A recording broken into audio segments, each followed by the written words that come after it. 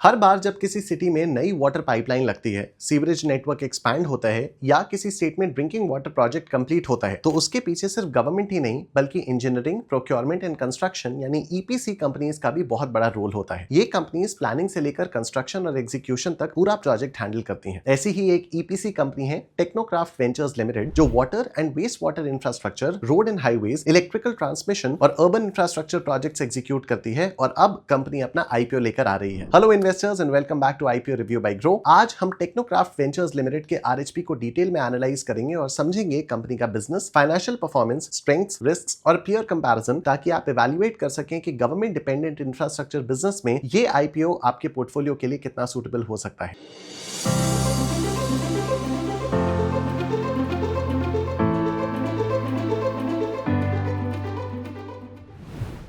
ये आईपीओ एक fresh issue of shares और ऑफर फॉर सेल यानी ओएफएस दोनों का कॉम्बिनेशन है। फ्रेश इशू में 95.05 लाख तक इक्विटी शेयर्स हैं, जबकि ऑफर फॉर सेल में प्रमोटर कार्तिकी कंस्ट्रक्शंस 23.76 लाख तक शेयर्स ऑफर कर रही है। फ्रेश इशू से रेज होने वाले फंड्स कंपनी के पास जाएंगे, जबकि ओएफएस के थ्रू रेज होने वाला amount promoter selling share holder को मिलेगा। आईपीओ सब्सक्रिप्शन के लिए 7 अगस्त 26 को ओपन होगा और 11 अगस्त 26 को क्लोज हो जाएगा। अलॉटमेंट 12 अगस्त 26 तक फाइनलाइज होगा और कंपनी के शेयर्स की लिस्टिंग 14 अगस्त 26 को हो सकती है। कंपनी ने आईपीओ के लिए 200 से 212 रुपीस पर शेयर का प्राइस बैंड सेट किया है। रिटेल इन्वेस्टर्स के लिए मिनिमम लॉट साइज 70 शेयर्स का है, जिसके हिसाब से अपर प्राइस बैंड पर मिनिमम इन्वेस्टमेंट 14,840 रुपीस होगा। आईपीओ के नेट प्रोसीड्स का यूज कंपनी अपनी बिजनेस रिक्वायरमेंट्स को सपोर्ट करने के लिए करेगी। इसमें से 150 करोड़ रुपीस का इस्तेमाल वर्किंग कैपिटल रिक्वायरमेंट्स फंड करने के लिए होगा और बचे हुए अमाउंट का यूज जनरल कॉर्पोरेट पर्पसेस के लिए किया जाएगा। टेक्नोक्राफ्ट वेंचर्स एक multi disciplinary public infrastructure development company है, जो turnkey EPC contracts execute करती है। Company water and waste water infrastructure, roads and highways, electrical transmission और अर्बन इंफ्रास्ट्रक्चर जैसे सेगमेंट्स में काम करती है। टेक्नोक्राफ्ट प्राइमरीली उत्तर प्रदेश, उत्तराखंड, राजस्थान और दिल्ली में स्टेट गवर्नमेंट्स और गवर्नमेंट एजेंसीज के लिए काम करती है और रिसेंटली मध्य प्रदेश, बिहार और उड़ीसा में भी अपना फुटप्रिंट एक्सपैंड किया है। 1998 में इनकॉर्पोरेट हुई कंपनी ने अपने ऑपरेशंस उत्तर प्रदेश में रेजिडेंशियल और रोड कंस्ट्रक्शन प्रोजेक्ट से शुरू किए थे, जो बाद में वेस्ट वाटर मैनेजमेंट और पब्लिक यूटिलिटी इंफ्रास्ट्रक्चर तक डाइवर्सिफाई हुए। कंपनी ने Atal mission for rejuvenation and urban transformation, Namami Gange और जल जीवन मिशन जैसी की गवर्नमेंट स्कीम्स के अंडर प्रोजेक्ट्स एग्जीक्यूट किए हैं और एशियन डेवलपमेंट बैंक यानी एडीबी से फंडेड प्रोजेक्ट्स का भी एक्सपीरियंस रखती है, जिनमें रिगरस टेक्निकल और एनवायरमेंटल स्टैंडर्ड्स फॉलो करने पड़ते हैं। अब हम देखते हैं कंपनी के कुछ की स्ट्रेंथ्स को। Number 1, diversified EPC capabilities across core infrastructure sectors. Technocraft Ventures turnkey EPC contracts execute करती है, जिनका footprint water and waste water infrastructure, roads and highways, electrical transmission और अर्बन इंफ्रास्ट्रक्चर तक फैला हुआ है। 15 जुलाई 26 तक कंपनी 1200 किलोमीटर से ज्यादा सुअर पाइपलाइंस ले कर चुकी है, जिनमें से लगभग 750 किलोमीटर कमीशन भी हो चुके हैं। Number 2, execution capabilities on high value government and multilateral projects. Company ने राजस्थान के उदयपुर में एशियन डेवलपमेंट बैंक से फंडेड 82.81 करोड़ रुपीस का सीवरेज नेटवर्क प्रोजेक्ट को सक्सेसफुली एग्जीक्यूट किया है, जिसमें 10 साल का ओएनएम ऑब्लिगेशन भी शामिल है। ऐसे mandates strict international procurement norms मांगते हैं, जो कंपनी को अपकमिंग मल्टीलैटरल इंफ्रास्ट्रक्चर प्रोग्राम्स के लिए कंपेटिटिव बनाते हैं। Number 3, strong regulatory credentials to execute power infrastructure projects. Company के पास राजस्थान और उत्तराखंड गवर्नमेंट से class A electrical contractors licences हैं, जो हाई टेंशन और एक्स्ट्रा हाई टेंशन यानी एचटी और ईएचटी ट्रांसमिशन और डिस्ट्रीब्यूशन प्रोजेक्ट्स एग्जीक्यूट करने की हाईएस्ट कैटेगरीज में आते हैं। ये कंपनी को upcoming revamped distribution sector scheme यानी आरडीएसएस और दीन दयाल उपाध्याय ग्राम ज्योति योजना यानी डीडीयू-जीजेवाई जैसी गवर्नमेंट प्रोग्राम्स के लिए वेल पोजीशन बनाता है। कंपनी की स्ट्रेंथ्स के बाद अब कंपनी के कुछ इंपॉर्टेंट रिस्क्स को समझते हैं। Number 1, high dependence on government contracts. Technocraft ventures का बिजनेस बहुत ज्यादा सेंट्रल और स्टेट गवर्नमेंट अथॉरिटीज से मिलने वाले कॉन्ट्रैक्ट्स पर डिपेंडेंट है, जैसे अमृत जल जीवन मिशन, नमामि गंगे और पीएमजीएसवाई जैसी गवर्नमेंट लेड स्कीम्स। कंपनी का order book government budgetary allocations और पॉलिसी प्रायोरिटीज पर डायरेक्टली डिपेंड करता है। अगर पब्लिक स्पेंडिंग में कोई रिडक्शन या रीएलोकेशन होता है, टेंडर्स इशू करने में डिले होता है या अवॉर्डेड प्रोजेक्ट्स कैंसिल होते हैं, तो कंपनी की अपॉर्चुनिटीज का पाइपलाइन मटेरियली रिड्यूस हो सकता है। Number 2, geographic concentration in Uttar Pradesh and Rajasthan. Company का project portfolio historically Uttar Pradesh और राजस्थान में ही कॉन्सेंट्रेटेड रहा है। FY26 में राजस्थान से 63.05% और उत्तर प्रदेश से 25.53% रेवेन्यू आया, यानी सिर्फ 2 स्टेट से ही कंबाइंड 88.58% रेवेन्यू जनरेट हुआ। हालांकि कंपनी उत्तराखंड, मध्य प्रदेश, बिहार, उड़ीसा और दिल्ली में भी एक्सपैंड कर रही है, लेकिन अगर इन 2 कोर स्टेट्स में कोई इकोनॉमिक स्लोडाउन, पॉलिटिकल चेंजेस या रेगुलेटरी डिस्ट्रप्शन आता है, तो कंपनी के बिजनेस और फाइनेंशियल परफॉर्मेंस पर सीधा असर पड़ सकता है। Number 3, seasonal fluctuations impacting operations. Company की कंस्ट्रक्शन एक्टिविटीज जैसे वाटर पाइपलाइन लेइंग और infrastructure work, heavy rainfall, floods, cyclones या एक्सट्रीम वेदर कंडीशन से अफेक्टेड हो सकता है। मॉनसून सीजन पर्टिकुलरली कंपनी के रिसोर्सेज यूटिलाइज करने की एबिलिटी को स्लो कर सकता है, जिससे प्रोजेक्ट एग्जीक्यूशन में डिले होता है और रेवेन्यू और प्रॉफिट रिकॉग्निशन सब्सिक्वेंट क्वार्टर्स में शिफ्ट हो जाता है। एडवर्स सीजनल इवेंट्स के चलते पर्सनल इवैक्यूएशन, ऑपरेशंस का सस्पेंशन या कंस्ट्रक्शन साइट्स को डैमेज जैसे सिचुएशंस भी बन सकती हैं। Number 4, dependence on government tenders. Company का बिजनेस लार्जली गवर्नमेंट टेंडर्स और कंपैरेटिव बिडिंग पर डिपेंड करता है। अगर कंपनी क्वालिफिकेशन क्राइटेरिया मीट नहीं कर पाती या टेंडर्स जीतने में फेल होती है तो इसका सीधा असर ऑर्डर बुक और फाइनेंशियल परफॉर्मेंस पर पड़ सकता है। साथ ही कंपनी का सक्सेसफुल बिड कन्वर्जन रेशियो भी वॉलेटाइल और ओवरऑल डिक्लाइनिंग ट्रेंड दिखाता है। ये FY25 में 55.56% से घटकर FY26 में 29.41% रह गया, जबकि ओवरऑल कन्वर्जन 36.11% है, जो फ्यूचर ऑर्डर इनफ्लो को लेकर एक की रिस्क को हाईलाइट करता है। Number 5, rising contingent liabilities. Company पर बैंक गारंटीज के फॉर्म में कंटिंजेंट लायबिलिटीज का एक्सपोजर लगातार बढ़ रहा है, जो FY24 के 79.23 करोड़ से बढ़कर FY25 में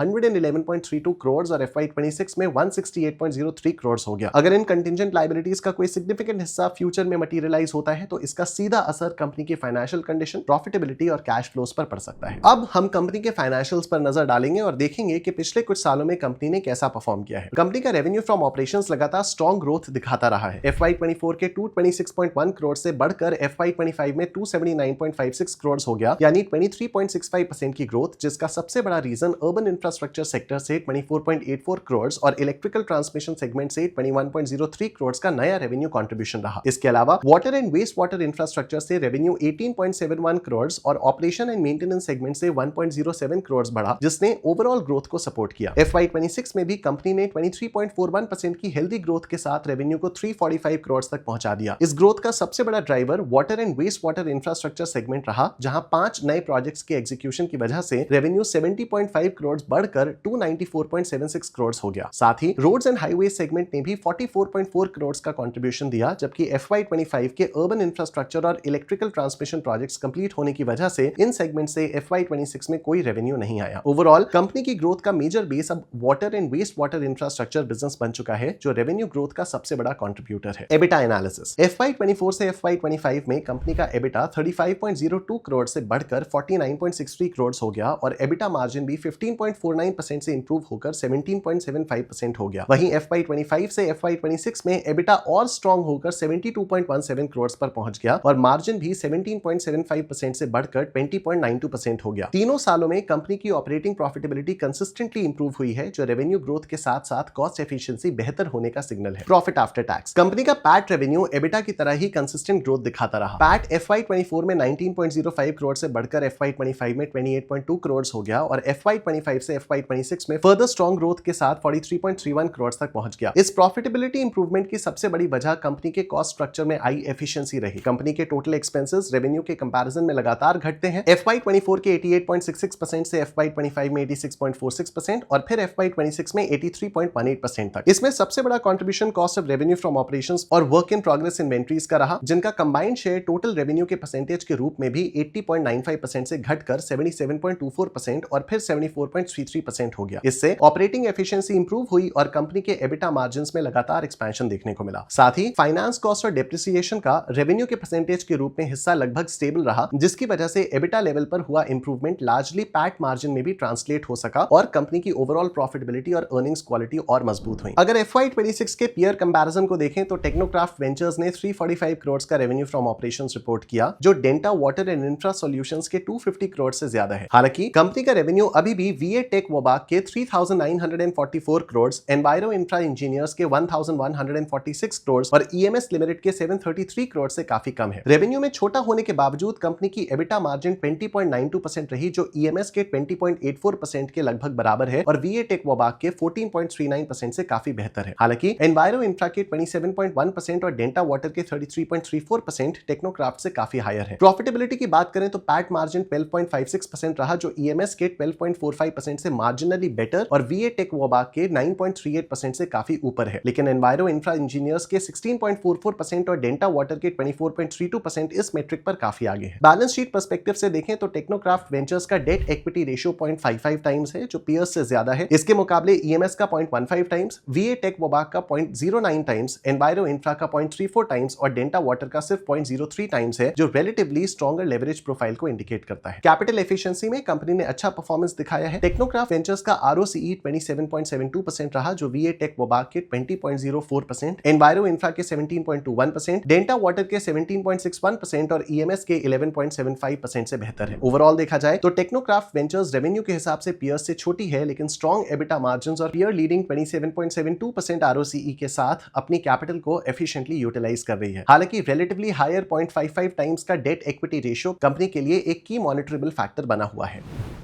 तो दोस्तों, टेक्नोक्राफ्ट वेंचर्स लिमिटेड एक multi disciplinary EPC infrastructure company है जो water and waste water infrastructure, roads and highways, electrical transmission और अर्बन इंफ्रास्ट्रक्चर प्रोजेक्ट्स एग्जीक्यूट करती है। कंपनी ने पिछले 3 सालों में consistent revenue growth, improving EBITDA और पैट मार्जिन्स और इंडस्ट्री लीडिंग ROCE के साथ अपनी ऑपरेशनल एफिशिएंसी को मजबूत किया है। लेकिन इन्वेस्टर्स को कुछ इंपॉर्टेंट रिस्क्स भी ध्यान में रखने चाहिए। कंपनी का बिजनेस गवर्नमेंट कॉन्ट्रैक्ट्स और टेंडर बेस्ड प्रोजेक्ट्स पर काफी डिपेंडेंट है। रेवेन्यू का बड़ा हिस्सा कुछ ही स्टेट से आता है। सक्सेसफुल बिड कन्वर्जन रेशियो में डिक्लाइन देखने को मिला है और कंटिंजेंट लायबिलिटीज भी पिछले कुछ सालों में बढ़ी हैं। इसके अलावा पीयर्स के कंपैरिजन में कंपनी का डेट इक्विटी रेशियो भी रिलेटिवली हायर है। ओवरऑल कंपनी ग्रोथ और प्रॉफिटेबिलिटी के पर्सपेक्टिव से अच्छी प्रोग्रेस दिखाती है, लेकिन इन्वेस्टमेंट डिसीजन लेने से पहले इसके बिजनेस मॉडल, एग्जीक्यूशन कैपेबिलिटी और रिस्क फैक्टर्स को क्लोजली इवैल्यूएट करना जरूरी है। एक बार फिर याद दिला देते हैं कि ये एनालिसिस सिर्फ एजुकेशनल पर्पसेस के लिए है। इन्वेस्टमेंट करने से पहले RHP को ध्यान से पढ़ें और अपने फाइनेंशियल एडवाइजर से जरूर कंसल्ट करें। अगर वीडियो हेल्पफुल लगी हो तो लाइक करें, चैनल को सब्सक्राइब करें और बेल आइकन को जरूर प्रेस करें। Happy investing.